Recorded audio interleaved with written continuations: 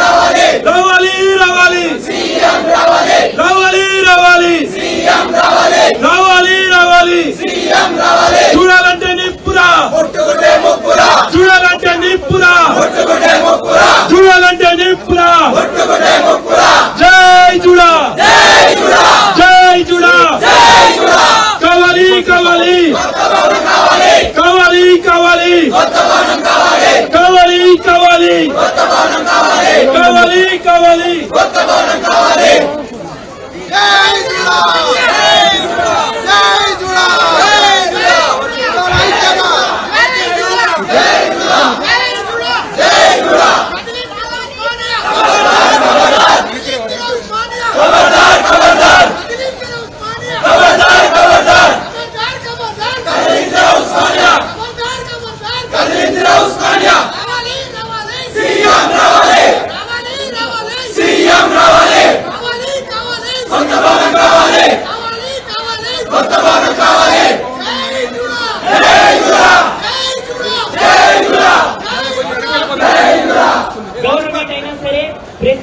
ఒక్కసారి ఈ IP building చూడండి.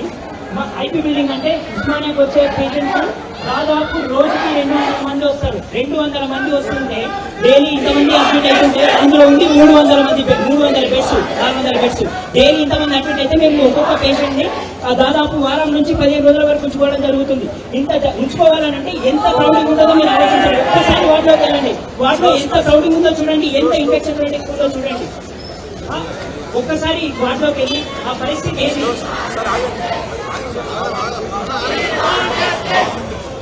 ఇది ఐపీబీడీ అంటారు. అంటే దీంట్లో పేషెంట్స్ ఎక్కువగా ఉంటారు.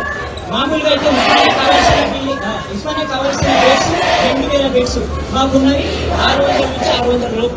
ఇందులో మరి ఆ 2000 మంది మేము ఎట్లా పట్టించాలండి? ఒక బెడ్కి 4 పెట్టి ఒక పక్కన పేషెంట్ వాడికి పక్కన పేషెంట్ కలగాలి కదా ఇన్ఫెక్షన్, వాడి ప్రాణం మళ్ళీ వాడిని దెబ్బతీయాలి కదా. ఇదేనా మనము చేస్తుంది?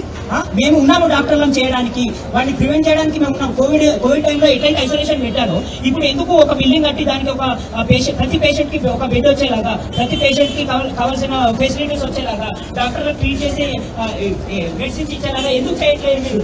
ఈ ఐపీ బిల్డింగ్ అనేది ఎందుకు ఈ ఐపీ బిల్డింగ్ లాగా ఇంకొక 2-3 బిల్డింగ్ అవసరం అయితే మాకు ఉన్నట్టుగా ఓపీ బిల్డింగ్ అంటే ఇంకొక చూపించాలి.